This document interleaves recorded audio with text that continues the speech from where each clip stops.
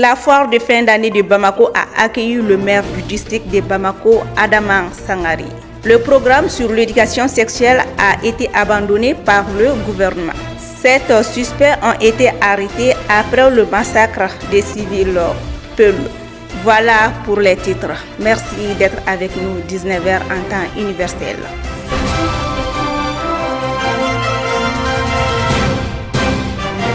Le maire du district de Bamako, Adama Sangari, a effectué une visite à la foire de fin d'année de Bamako Fiaba.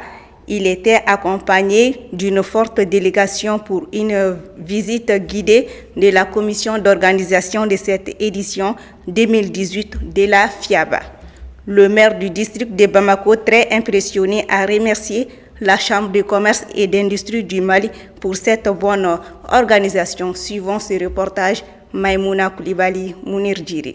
La Chambre de commerce et d'industrie du Mali a reçu l'encouragement du maire du district de Bamako et sa joie. Par rapport à la promotion du commerce malien, par rapport à la promotion de l'artisanat, et surtout, quand nous faisons le tour, plein de commerçants nous ont dit nous souhaitons que ça continue.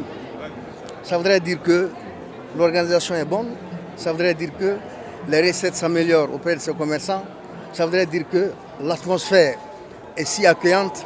Si là, aujourd'hui, il a le commerce dans son sang, vous voyez, il fait, mais il fait avec passion. Ça veut dire déjà qu'il aime ce qu'il fait. Et la grande organisatrice qui est là, c'est pareil. Donc, nos sentiments sont vraiment merveilleux et nous souhaitons que le genre d'initiative continue pour l'essor, pour le développement de notre pays.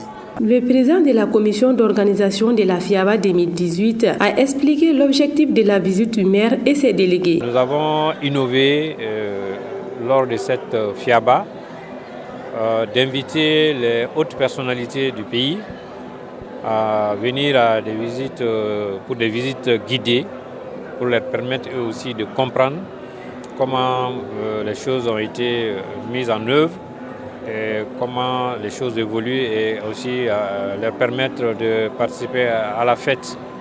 Donc nous pensons que cet espoir-là est comblé parce que jusqu'à présent, toutes les autorités que nous avons eu à accueillir ici, ils sont tous retournés avec un sentiment de joie, de fierté et d'encouragement, et ce qui nous comble. Le maire du district de Bamako pense que la FIABA contribue au développement économique du pays. Le ministre des Affaires religieuses et des cultes a rencontré les leaders religieux pour les informer sur l'abandon pur, simple et total du programme scolaire appelé l'éducation sexuelle complète dans le cycle primaire. Le point avec Ali Koulibaly. Le ministre Diallo avait à ses côtés son collègue de l'éducation nationale, le professeur Amidou Témé, et celui de la jeunesse et de la construction citoyenne, porte-parole du gouvernement, M. Amadou Koïta. C'était à la faveur d'une rencontre avec l'ensemble des leaders religieux musulmans, catholiques et protestants, toutes tendances et obédiences confondues. Dès l'attente de son propos, le ministre Diallo a levé l'équivoque et le suspense sur l'objet même de cette rencontre, à savoir l'abandon pur, simple et total du programme scolaire dénommé éducation sexuelle complète. Pas plus que 20 minutes avant d'entrer en salle pour cette rencontre, mes collègues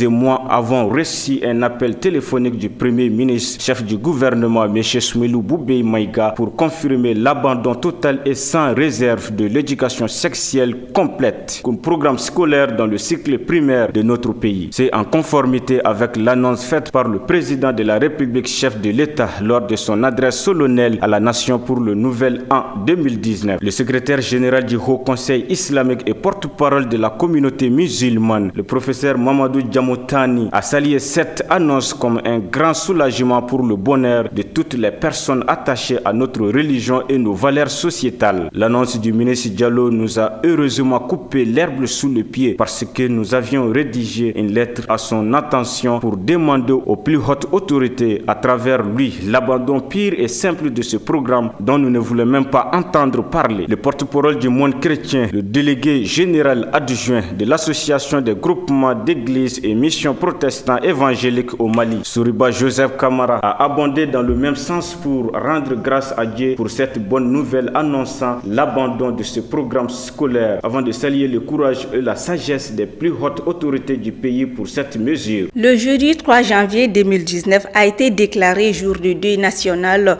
sur toute l'étendue du territoire national en hommage au défunt Dr Seydou Badian Kouyaté. Pendant cette journée, les drapeaux étaient en berne sur tous les bâtiments et édifices publics. En même temps, le ministre du Travail et de la fonction publique chargé des relations avec les institutions a décidé que la journée de travail de ce 3 janvier prend fin à 12h30.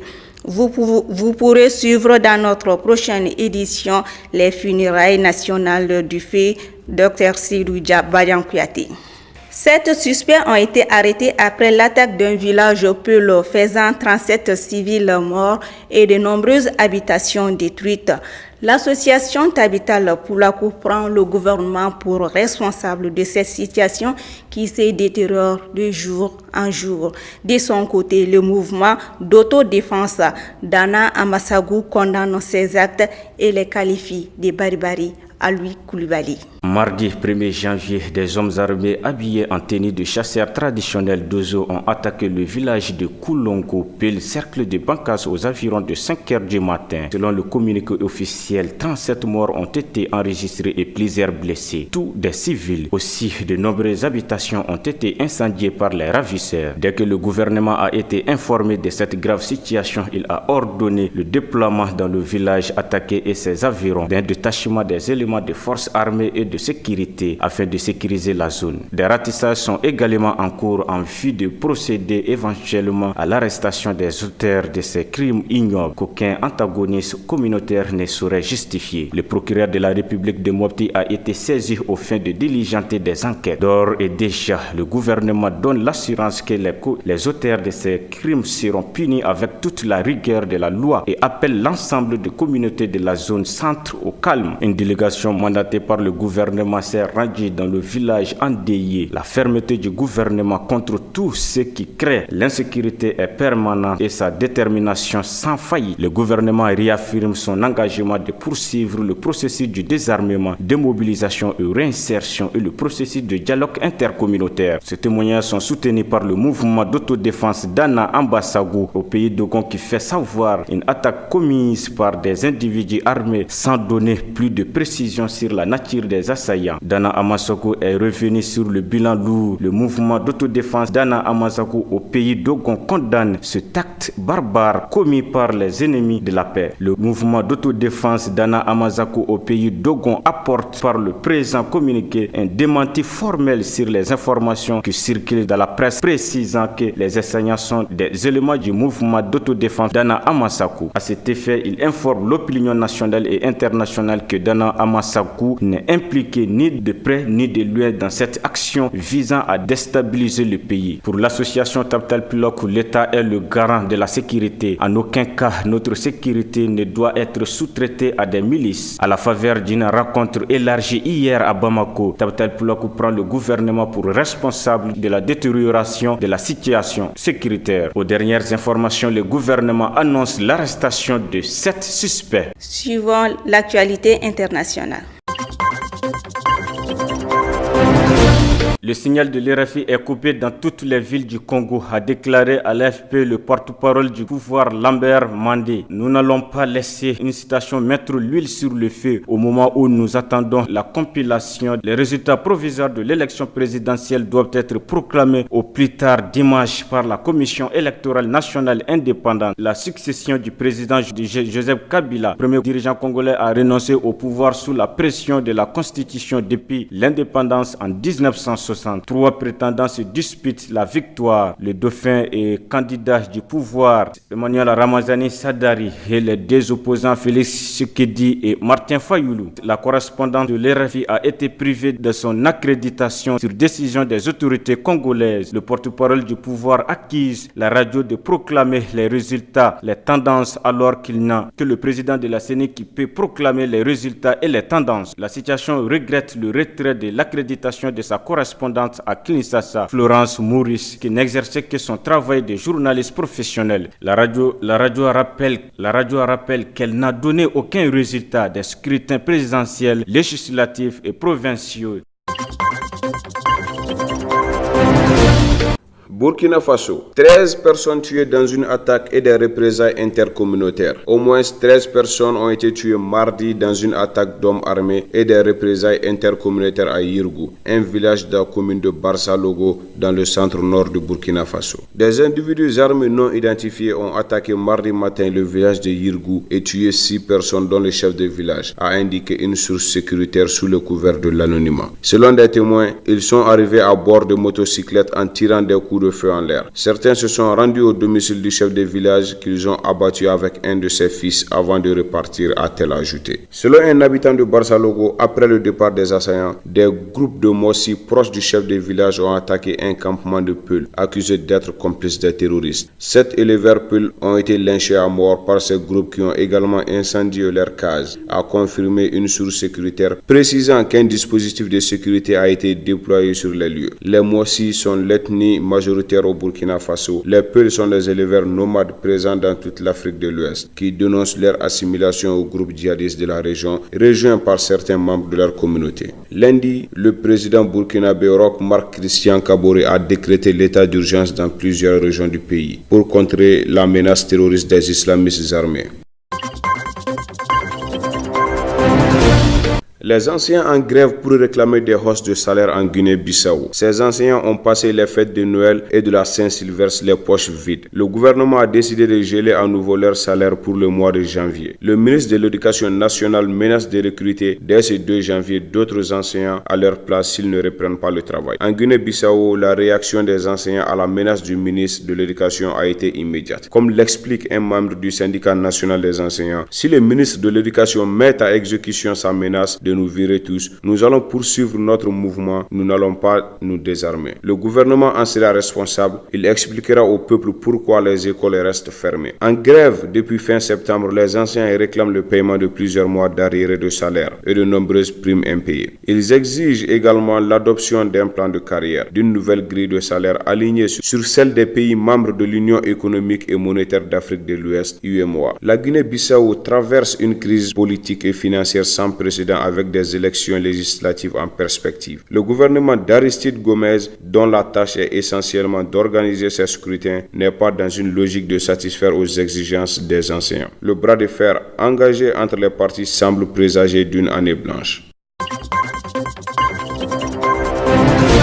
En Somalie, le gouvernement expulse Nicolas Haysom, plus haut diplomate de l'ONU sur son sol. Le Sud-Africain occupait depuis septembre le poste de représentant du secrétariat général des Nations Unies et de chef de la mission humanitaire en Somalie. Le 30 décembre, il avait écrit une lettre ferme au gouvernement pour demander des explications suite aux violences en marge des élections de mi-décembre dans l'État du Sud-Ouest. Le ministère somalien des Affaires étrangères est très clair. Nicolas Haysom ne peut plus travailler dans le pays. Pour Mogadiscio, le plus haut diplomate onusien en Somalie est désormais personne non grata. Le pouvoir explique que le Sud-Africain a violé les normes diplomatiques internationales en intervenant dans la souveraineté de la Somalie. Le communiqué n'en dit pas plus, mais difficile de ne pas voir là une vengeance après le courrier envoyé au gouvernement le 30 décembre par Nicolas Haysom. Le diplomate avait pointé du doigt le comportement du pouvoir dans les élections de l'État du Sud-Ouest. Les élections de l'État du Sud-Ouest à la mi-décembre. Il demandait des explications après l'interpellation et l'incarcération de Mokhtar Robo, candidat et ancien Chebab, le représentant de l'ONU avait parlé d'une possible arrestation arbitraire. Il s'était également inquiété de l'implication des forces gouvernementales dans la répression des manifestants qui avaient éclaté ensuite. Dans sa lettre, Nicolas Haysom pressait le gouvernement somalien de questions pour éclaircir les circonstances de la mort de 17 civils. En expulsant les diplomates, Mogadiscio choisit de suivre une ligne dure avec un partenaire onusien pourtant crucial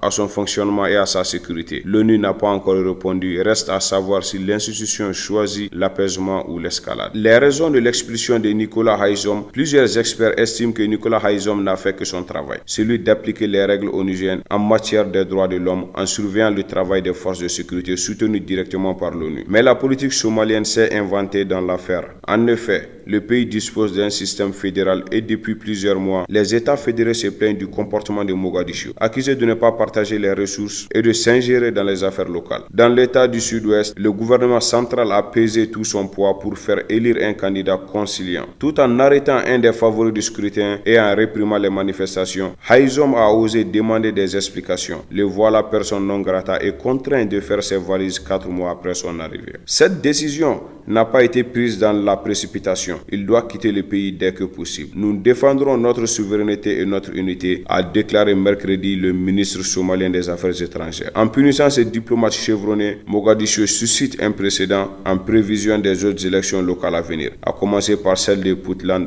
dimanche. Les États fédérés craignent que derrière cela se cache une stratégie plus globale, sur le long terme visant à limiter leurs prérogatives et de recentrer le pouvoir à Mogadiscio. Après l'actualité internationale, ceci met fin à notre édition. Merci de nous avoir suivis. Bonne suite des programmes à vous tous. Au revoir.